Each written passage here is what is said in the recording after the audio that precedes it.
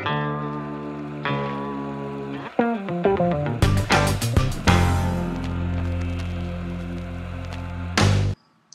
well, I got a few things I can say about that. And then we never really talked about Halloween, the series. Oh, we really didn't. We're late now, aren't we? That's okay. You're working on it now, and I just finished up my my reviews of Halloween. So I'm down with talking. I'm always down with talking Halloween, so that's cool. let's do some Halloween. Let's do. How about you intro us, or you start us off this time? Hey, you sick, disgusting, wonderful movie fans out there, or fans of Dial M, who are, in fact, sick, disgusting fans of movies. I'm Joe Papp from Joe Papp at YouTube, because Papp is reviews, and this is... I'm Eric Harrison from Effin' Ingenious, and today we're going to talk about... I don't know which is first. Which do you want to do first? Let's talk about the fact that I finally finished watching all the Halloween movies because I bit the bullet and paid for Halloween 2, Rob Zombie's Halloween 2. Oh, I can't believe you did that. I gave you a way to watch it for free, but you're very committed to doing things the right way, so I applaud you for that. Well, here's what I say about this. I'm very glad that I did go through the whole freaking movie. And on my channel, Joe Papp, P-A-P-P, and yes, you can call me Pap Smear for fun, guys. It's okay. What happens is I went ahead and I actually did a full review. And while I was watching the movie, I'm just writing down all these freaking notes. And the review is basically me going over all the notes. For instance, in Halloween 2, Rob Zombie's Halloween 2, not the original awesome Halloween 2, but Rob Zombie's Halloween 2, I finally figured out why that guy keeps saying fuck over and over again in the very beginning. Do you want to know my opinion, or do you have an opinion before I give you the opinion? No, I definitely want to hear your theory here. Okay. This comes from the fact that I watched a movie called Outpost. That's currently on Crackle.com. Go ahead to Crackle. Outpost has the guy who played the Punisher in it. I'm bad with names tonight, guys, so please excuse me. The actor in that movie was amazing. He was really good. He was very precise. His movements were really good. So when I saw him in Halloween 2, I was like, this is a guy who really knows how to use his body and stuff. So I'm watching his body language, and I realize every time he says the F word, he's jerking his body first. He's trapped. He's pinned down inside of the car. Okay. I didn't catch that the first time I saw it. He's actually, like, you could see him trying to move his arm. He can't move his arm, or it's like there's something going on there. Oh. It has to be over on the driver's side. And I'm watching it because it's also with his neck, because he's moving his neck and trying to move his jaw. So I think he was actually playing it up that he was either pinned into the car, couldn't move, and that he was in a lot of pain. So that's why he's saying fuck over and over again. He couldn't think of another word. Yeah, well, that's what I figured too was happening right there. I just assumed he obviously wasn't getting out, so I was like, okay, he must be stuck, and he's all messed up. So He is. really, when you're in a situation like that, I probably wouldn't be able to think of any other words either. That would sum up everything in the moment for me right there. I'd be like, fuck. Mm-hmm. Well, there's that, and then the other thing too is the fact that I've been listening to a lot of people just rail on this movie, and I didn't give it any pass. By the way, I was pretty pissed watching it, but watching this scene because I wanted to give the actor a chance and I wanted to figure out what was going on. The other thing too I noticed is that Rob Zombie used a really long shot for that scene. I mean, he keeps it up there, and my wife was like, "Is this going to end soon?" Because we're watching a guy suffer in a car, and then you realize, well, maybe Rob Zombie, and this might have been his thinking. I'm giving him a pass on this one. He really wanted to show the example of the fact that when you're out in the middle of nowhere and you have a car accident, things go on forever. The pain hurts for a long time. So that's like one of the from the movie. I used to hate that. I actually have come around on that one. I actually think that scene itself is a lot better than what I did before. I just finished. Do you think I'm crazy? What, that scene? No, it's fine. It's fine. Okay. Do you want to go talk more about Halloween 2, or do you just want to go around this whole series? Well, I was also going to point out these few little things I've noticed about Halloween 2. Number one, there's not a single knife in that movie that's under 12 inches long. I'm thinking that's a Freudian thing for Rob Zombie. And there's a line in this movie said by the publicist of Dr. Loomis. And you have to remember, this movie was written by Rob Zombie, and she says, I won't stand on the graves of these victims. And I thought to myself, is that Rob Zombie's subconscious coming through saying, shoot, I'm destroying the entire series here, and maybe he wrote that line? I don't know. I don't know, man. I think we're probably about. Let's do some Rob Zombie investigation for a while, and then we'll go into some of the other movies. But because there's some stuff I want to say about him in these movies. I haven't even gotten to my reviews yet, and so I might do a little bit of repeating. But I've watched that movie. I liked it when it came out.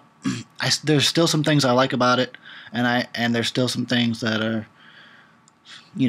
just not necessary or whatever.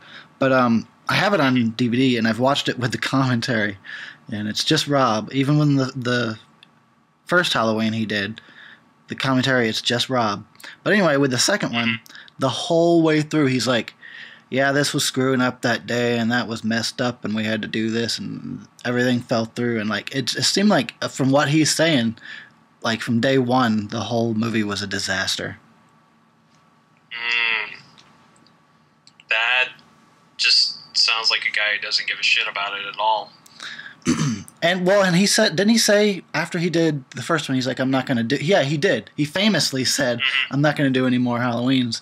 And then all of a sudden, oh, here comes Rob Zombie's Halloween 2. Like, where did that come from? And then apparently it must have been a real bad decision, because everything like worked against him while he was trying to make the movie. Well, you're right. Absolutely right. And the worst part about this movie is the fact, for every one good scene, there's 20 bad scenes in the movie. And that sucks. I hate to say.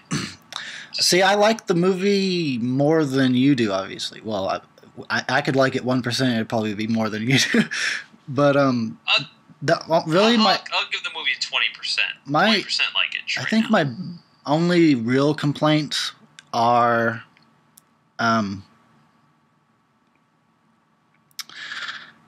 my mind's going blank right now. I had something in mind. Well, the end, which all the endings, like, because there's like 3 different ends to the movie, they all suck. And gosh darn it, there was something else that was really bothering me, and I can't really remember. Well, it's the fact that Laurie never brushed her hair once for like the entire movie, because that really bothered me. No, that doesn't bother me. And the fact that she looks like Jason Mewes at the very last scene, because she looks like Jason Mewes, or Jay from Jay and Silent Bob at the very last scene. Was it the constant jump scares? California earthquake shake? I really had something, too. I had, what the fuck is wrong with me? What is it? Let me see. Is it the fact that every single time you see the Brackett house, the inside is exceptionally dark, but outside the entire porch is perfectly lit? Like, had they ever heard of a light bulb, for crying out loud? Is it the fact that Sheriff Brackett, he's a sheriff. This guy's got to have a standard, a code to live up to. Actually allows his daughter and his daughter's best friend to spray paint inside of his house. Is it the fact that Laurie has a tramp stamp? How about the fact that maybe Annie's been walking around in the same disgusting robe since day one? And God damn, dude. I don't know. None of that stuff bothers me, actually.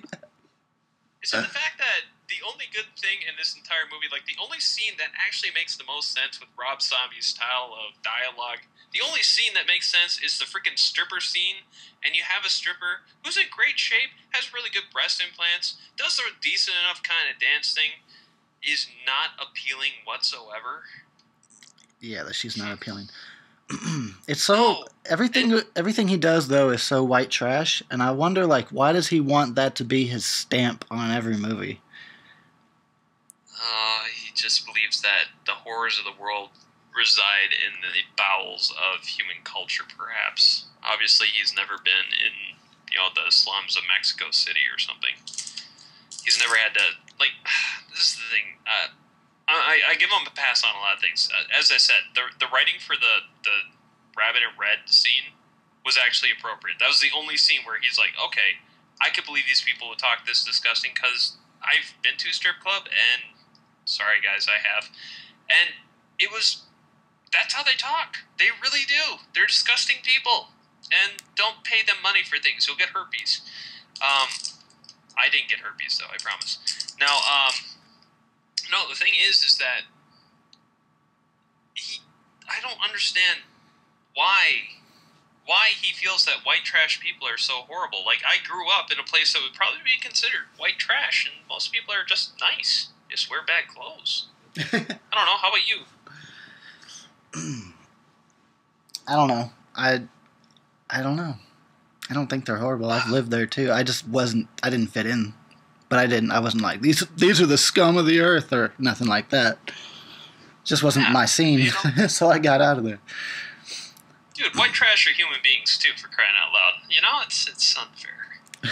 By the way, my entire video is a diatribe of just like all my notes, and it's just like, why is that Lori is running across a parking lot in the middle of a storm? There's lightning everywhere, and she has not been hit by a single bolt.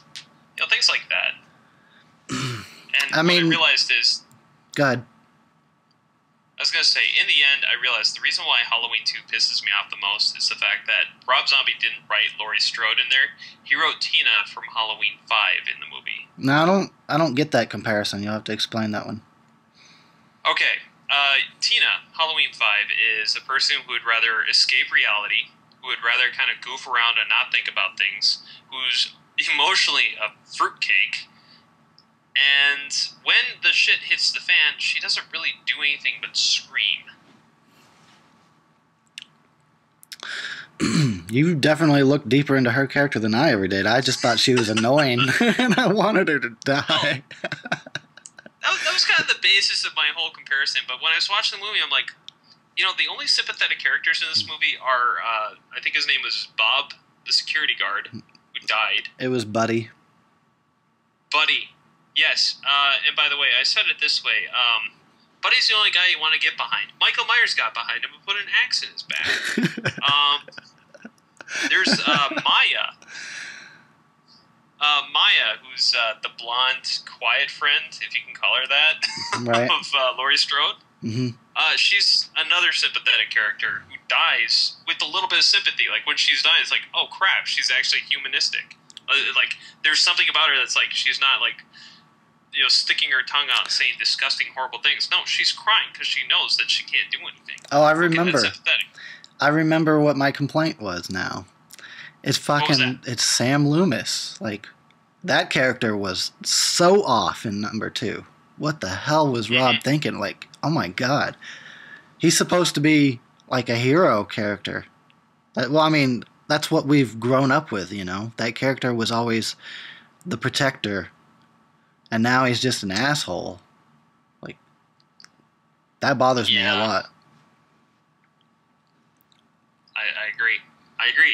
Actually, all of his characters are assholes, except for, so far, the ones that I just mentioned. And, of course, when Roach pulls the car over to pick up Laurie on the road before Michael kills him and then flips the car over. I call him Roach because he was Roach in The People Under the Stairs. Oh, really? Like, yeah, I kind of noticed that for the first time. I'm like, hey, that's Roach. I don't know his actual name, but my friend Nicole knows it, so there you go. But, like, there are so many things in this movie that ruin those few really good scenes. Like, the death of Annie was actually done really well. Because you don't see it. Yeah, you just hear it. And it sounds messed up, too. She actually sounds in pain, and then she's a bitch in that movie too. Yep, she is. There's nothing likable about her until she's actually on the ground, bloody. And even then, I had to ask myself: is the only reason why she's alive so she can make enough noise that the friend downstairs can die? Because Michael Myers is pretty quiet about that stuff in some cases. Probably. And as much as everybody loves Danielle Harris because we all think she's really hot. Which is okay.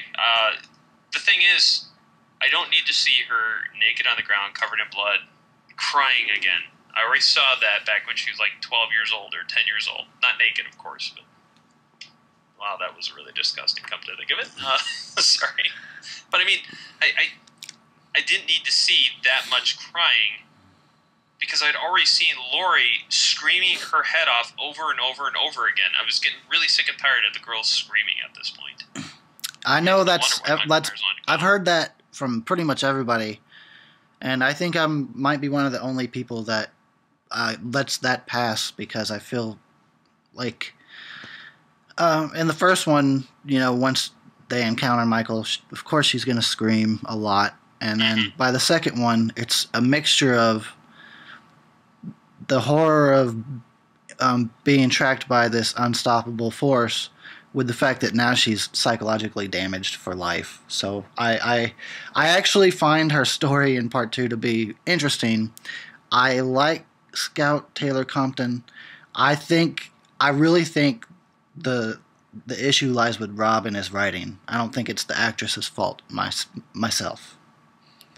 Oh, I agree with you 100% on that. I don't think she's a bad actress. I just think that the material itself... Like, this is the thing I really like about Halloween 2, and say what you will about Halloween 2 in 1981, but the reason why Halloween 2 in 1981 was so interesting is that you saw the change in Laurie from being, here it is, she's weak again. I mean, she's been drugged, she's on her own. All of a sudden, even though she's completely out of her mind, she's still thinking, how do I get safe? How do I get safe? How do I get safe? And she doesn't leave anyone behind on purpose. She just can't do anything about it. And you see her still make that transition to try and get out of the situation, even take the moment where she tries to save Dr. Loomis. She becomes a hero again. This Laurie is a continual victim, and just like Tina from Halloween 5, Tina was just a victim. The only good thing about Tina was when she was sitting in the car and Michael Myers was wearing that other mask. The rest of the movie, she's just horrible, and that's bad writing too. Number 5 is a prime example of bad character writing. You know, but definitely agree there, especially compared to number 4.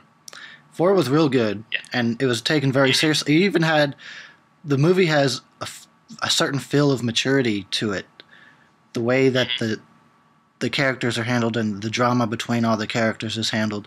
And then number 5, what we get partying teenagers again that are really annoying, which is something, you know, you hadn't had in a Halloween movie since the first one. But they weren't even annoying. They were interesting characters.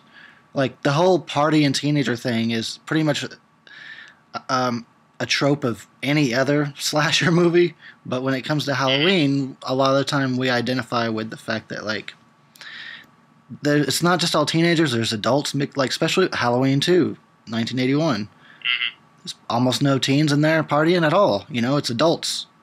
And then number 4, even though they're supposed to be teens, they still act way more mature than, you know, most slasher characters. But then by number 5, it just became partying teens. Yeah. And it's sick because, you know, then you take a look at Halloween 2, and what is it? It's psychologically damaged, heavy on medication. I mean, she's got 5 pills she's got to take, for crying out loud. 5 psych pills. She's having an emotional breakdown because it's 1 year since the day that happened, and it's Halloween. That makes sense. And then her friends give her booze. Her best friend and that dad are like, hey, we're seeing her throw up randomly and act all crazy. Maybe we should put her in a padded room, where, by the way, she might actually be safe from Michael Myers, I was saying.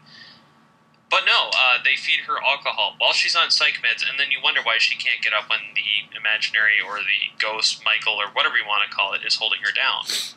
I mean, through the whole thing, her psychotic break finally comes to full fruition. Like, the official part starts happening. The first vision she really has of her dead mother, or whatever it is at the party when she's been drinking like a jackass.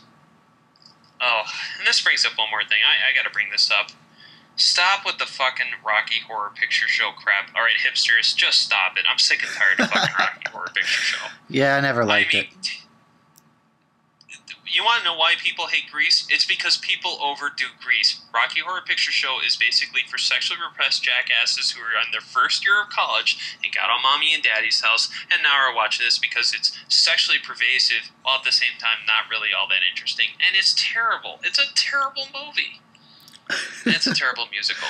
Let's move on to one of the Halloween movies we like, and let's find some positives to say about something. Okay, Halloween number 1, awesome beyond all awesomeness, with awesome on top of it and swirled awesome beside it. Ain't that the truth? It is. It's the standard.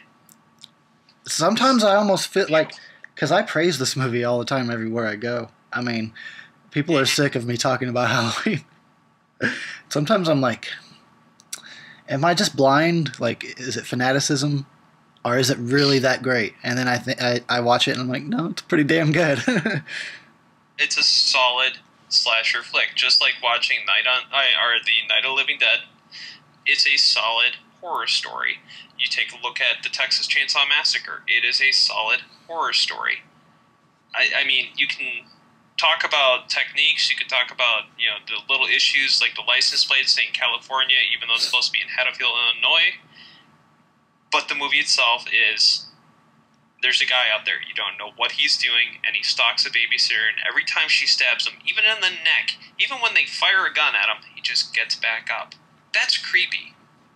Yeah, I'm sure it was definitely creepy back then. I wish, man, let's see, it came out in October 78. I was just being conceived. I wasn't even born yet. I wish I was around so I could have gone and seen it and just experienced the cultural explosion of Halloween. That would have been awesome. Well, and the other thing too is you take a look at Halloween 2, which is probably the most solid sequel you'll ever get, because they did a really good job of just handling the writing in that one.